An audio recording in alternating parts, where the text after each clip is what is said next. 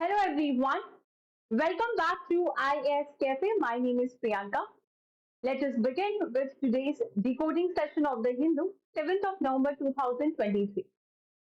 हमारा आज का जो डिस्कशन है उसमें सबसे पहले हम नेट न्यूट्रलिटी के बारे में बात करेंगे। बहुत ही इंपॉर्टेंट टॉपिक है, फिर से यह न्यूज में है। इससे पहले भी हमने इसके बारे में डिस्कशन जो है वो कर रखा है।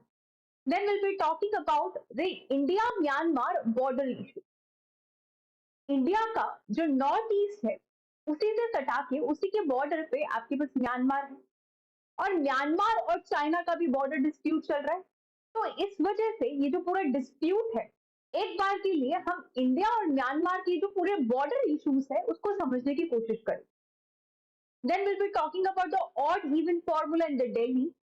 दिल्ली पोल्यूशन हम 2 दिन से कवर कर रहे हैं, इसीलिए कवर कर रहे हैं क्योंकि बहुत ही बुरी हालत हो रखी है दिल्ली के अंदर। सांस लेने को नहीं आ रहा है वहां पे, even the birds they are dying.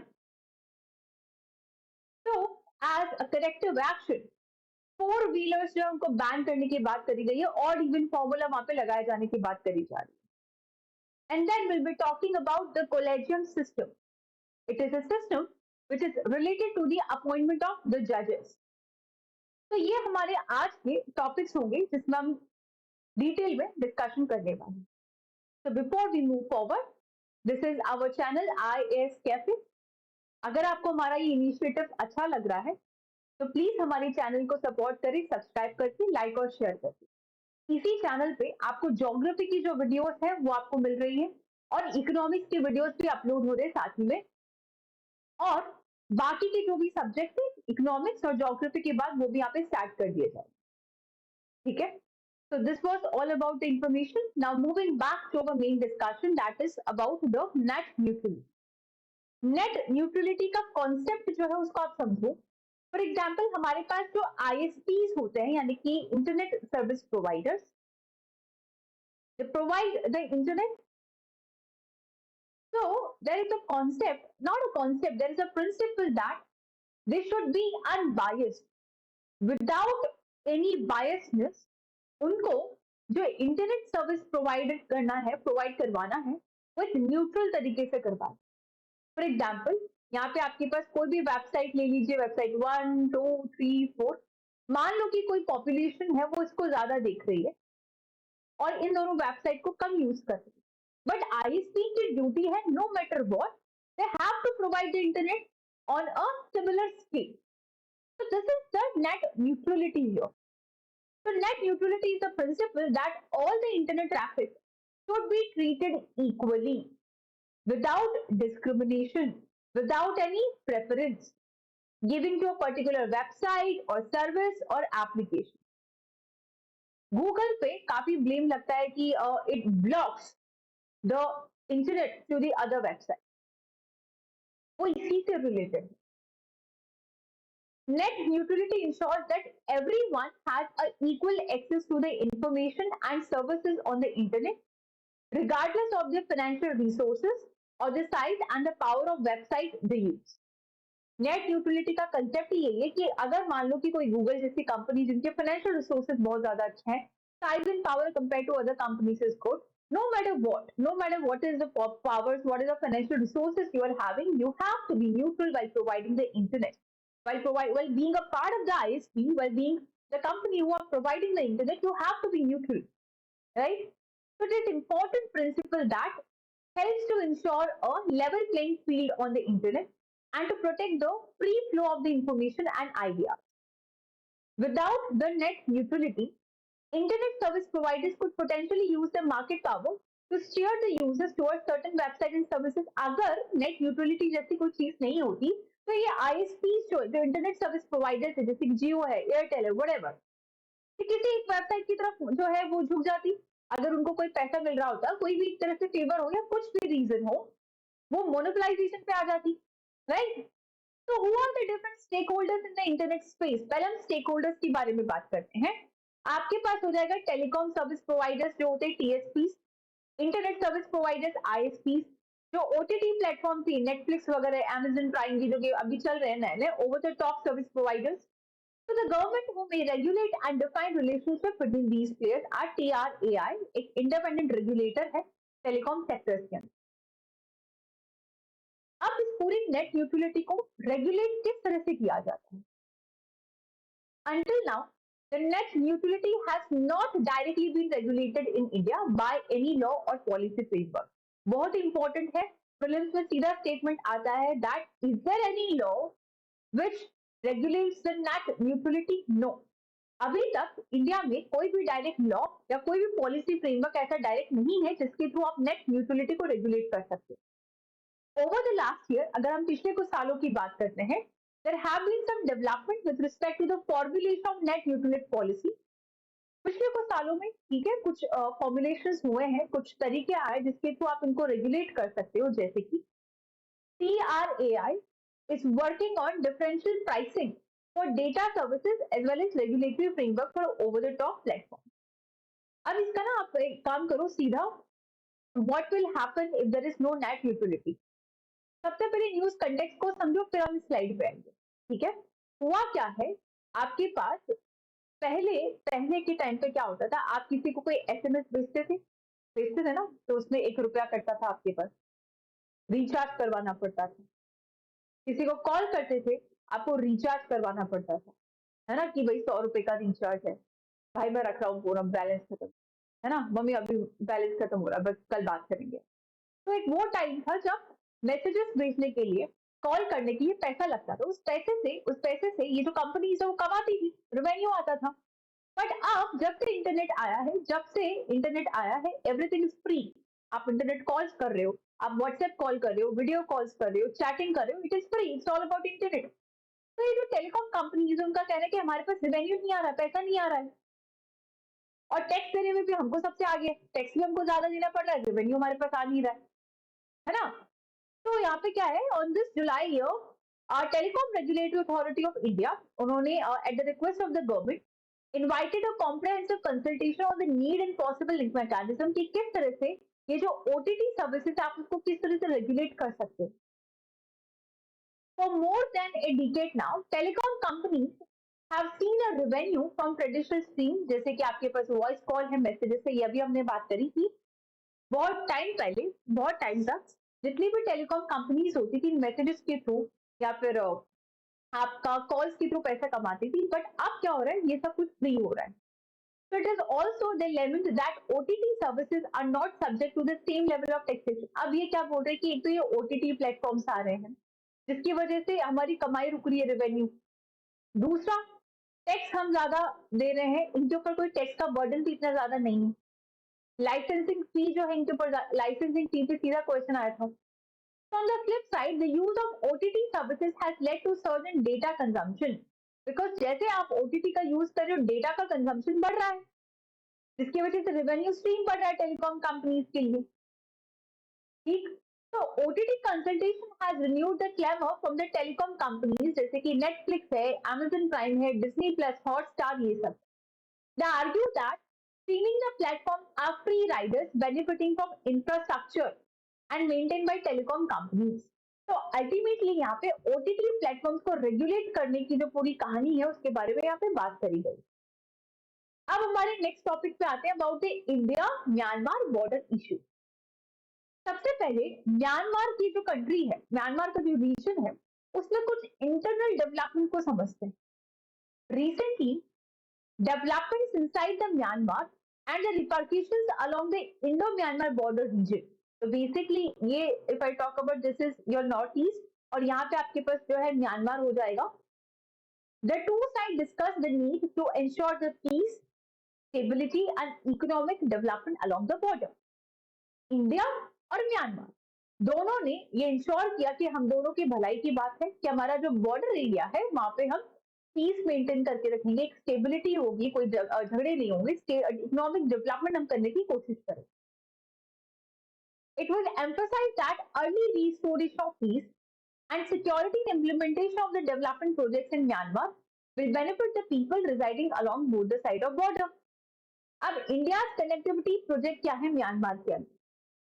The two sides also discussed Government of India's grant in aid connectivity projects in Myanmar aimed at infrastructure development. तो बेसिकली जब आप इतना बात कर रहे हो कि हम पीस वगैरह मेंटेन करेंगे, तो कोई ना कोई प्रोजेक्ट्स भी रहे होंगे, तो यहाँ पे इंफ्रास्ट्रक्चर डेवलपमेंट प्रोजेक्ट्स है economic wellbeing of the people of Myanmar के लिए। बाकी के issues, other issues discussed including the creation of conducive conditions for the return of Myanmar nationals, trafficking जो crime है आपके पास, about the internal situation, देखो military coup वहां पे हो गया, सट्टा पलट जिसको बोलते हैं, जिसमें coup बोलते हैं यानी कि जो आपकी सरकार होती है उसको हटा देती है और मिलिट्री वहां पे कब्जा कर लेती है, ये होता है coup। तो 2021 में 1 फरवरी को वहां पे म्यांमार में मिलिट्री ने पूरा अपना हल्ला बोल दिया और सट्टा पलट कर दिया, जिसको बोला military coup। The military took power in the coup, abruptly halting the country's fragile transition towards a democracy. It justified the coup by alleging the widespread fraud in 2020 elections. In the weeks following the coup, huge number of people took to the street for the mass protest. तो army ने क्या response किया? बहुत ही ज्यादा violence हुआ, terror फैलाया गया, वहां पे लोगों को अरेस्ट करना वहां पे स्टार्ट कर दिया, और एज अ रिपरकेशन रेफ्यूजी की प्रॉब्लम, यानी वहां से लोग भाग के बॉर्डर क्रॉस करके आने लगे इंडिया की तरफ। रेफ्यूजी की सीरियस प्रॉब्लम है, बॉर्डर वाले जो एरियाज होते हैं, जो भी बॉर्डर वाले एरियाज होते हैं, वहां के गरीब लोग जिनके पास रहने की कोई जगह नहीं है, जो सेफ नहीं फील करते, वो भाग के क्या आते, दूसरी जगह आते। तो म्यांमार हमारी बॉर्डर पे है, वहां की इंटरनल कंडीशन बहुत खराब है, वहां पे मिलिट्री coup हो गया है, वहां पे टेरर का माहौल फैल गया है, लोगों पे अटैक किए जा रहे हैं, अरेस्ट किए जा रहे हैं, तो रेफ्यूजी बन के इंडिया की तरफ भाग के आ रहे लोग। The ongoing conflict has resulted in the widespread displacement within and outside the country, leading to the refugee problem in the neighboring countries, particularly India and Thailand. Cross-border crime, the incidents of the drug trafficking and money laundering have also increased across border states. Finally, the drug consumption has surged within the country, deteriorating the health and potential of the younger population. Economic की बात करें तो अब जो basic commodities है, अब उसकी demand बढ़ेगी क्योंकि लोग ज्यादा है, तो ऑब्वियसली प्राइस में बढ़ाना पड़ेगा, इन्फ्लेशन होगा, डिमांड एंड सप्लाई का बेसिक कंसेप्ट।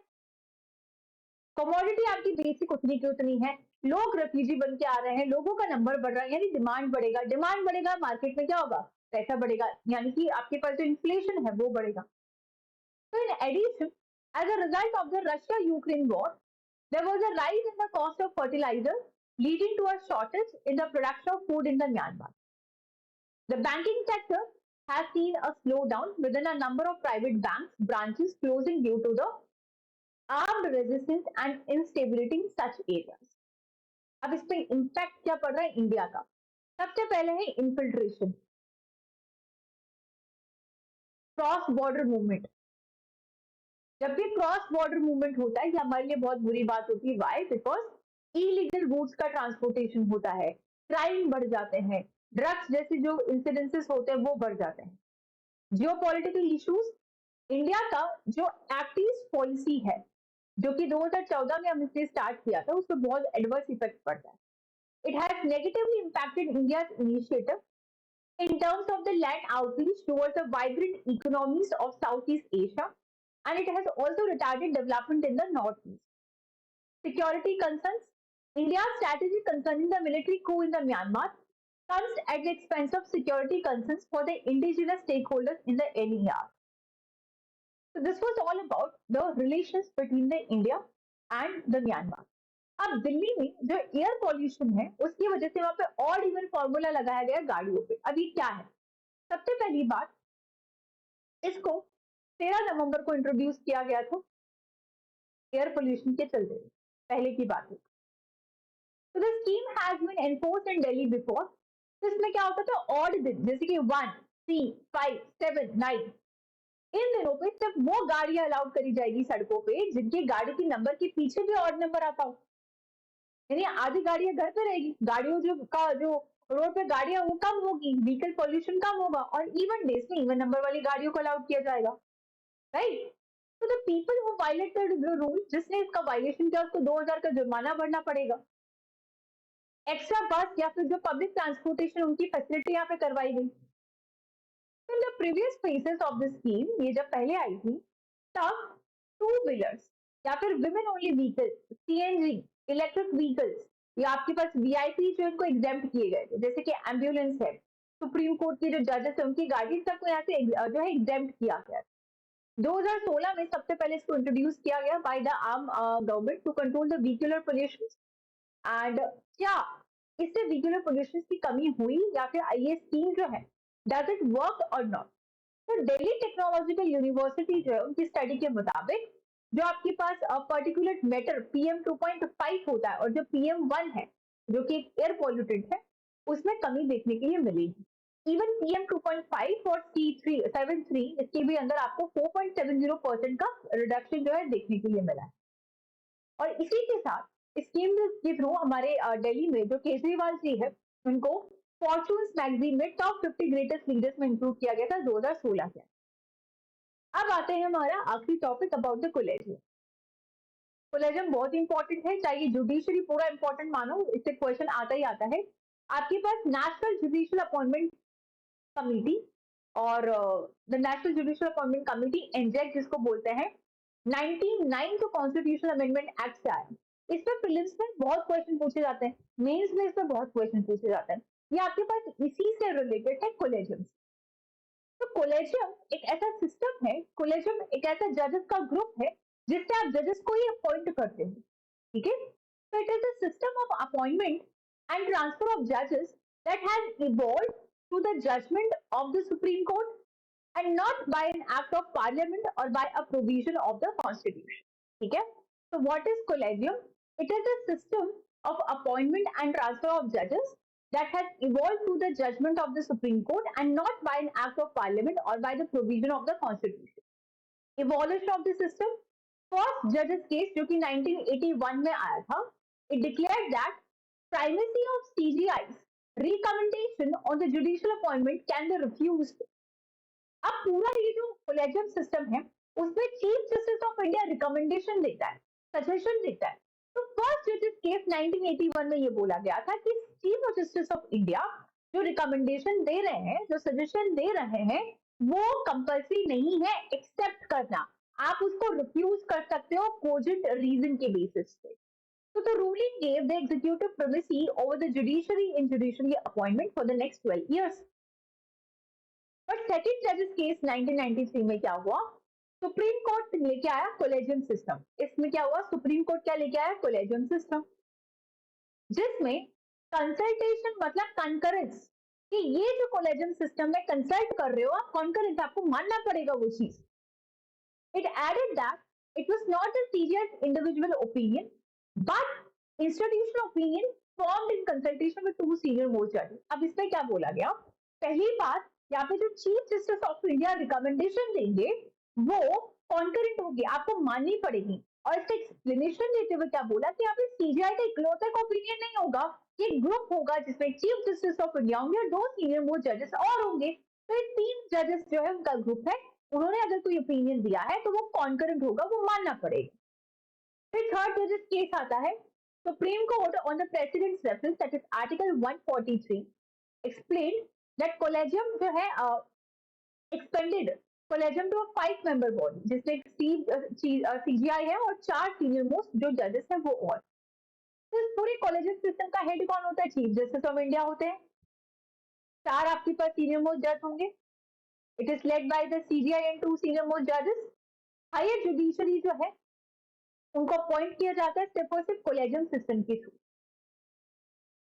तो what are the procedures for the judicial appointment? अगर आपको चीफ जस्टिस ऑफ इंडिया को अपॉइंट करना है तो हमारी कंट्री की जो प्रेसिडेंट है वो अपॉइंट करते हैं, right.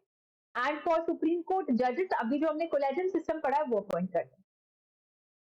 For chief justice of high court, the chief justice of high court is appointed as for the policy of having the chief justice from outside the respective state. The collegium takes the call on the elevation. अब यहाँ पे अब NJ कहां से आया था, इसके issues में इसका आंसर है। यहाँ पे सरकार का कहना है, काफी लोगों का कहना है कि जब सीजीआई और टॉप सीनियर मोस्ट जजेस ही बाकी जजेस को अपॉइंट कर रहे थे कि नेपोटिज्म वाली बात हो जाएगी। मतलब अगर मैं चीफ जस्टिस ऑफ इंडिया हूँ, अगर मैं जज कोई जज हूँ सुप्रीम कोर्ट का, तो मैं अगला जज उसी को बनाना चाहूंगी जो मेरी फैमिली में हो, कि भाई ये आपने अपनी लॉयर की पढ़ाई करी है, ये तो मेरे चाचा का लड़का, इसको मैं बनाऊंगी, या इससे मेरी अच्छी बनती इसको मैं बनाऊंगी, या मेरी खुद का बच्चा है उसको मैं बनाऊंगी। तो यहाँ से नेपोटिज्म वाली चीज आ रही है। एग्जीक्यूटिव कह रहे कि हमारा कोई रोल ही नहीं है इसके अंदर, हमको एक्सक्लूड किया गया है, चेक्स एंड बैलेंस का सिस्टम था उसके अगेंस्ट जा रहे हैं। तो इसीलिए सरकार एक बार एनजेक लेके आ गई थी, नेशनल जुडिशियल अपॉइंटमेंट कमेटी, जिसमें एग्जीक्यूटिव का भी रोल था, बट इसको स्ट्रक डाउन कर दिया गया था। 99 अमेंडमेंट से लाया गया था, बट जुडिशरी ने इसको स्ट्रक डाउन कर दिया कि नहीं, हमारी इंडिपेंडेंसी पे खतरा है, right? So this was all about our today's discussion, जिसमें सबसे ज्यादा अगर आपको फोकस करना, आप एनजेक पे करिए, अपॉइंटमेंट ऑफ जजेस पे करिए, कोलेजियम सिस्टम पे करिए, बिकॉज ये पॉलिटिक्स में जो आपके प्रीलिम्स के पॉइंट ऑफ व्यू से बहुत इंपॉर्टेंट है, ठीक है? This is it for today. आज का ज्योग्राफी और इकोनॉमिक्स का जो लेक्चर है वो अपलोड हो जाएगा, आप उनको भी देख सकते हैं। Thank you so much. अगर वीडियोस पसंद आ रही है, प्लीज हमारे चैनल को सब्सक्राइब करें, लाइक करें और शेयर करें और हमें सपोर्ट करें।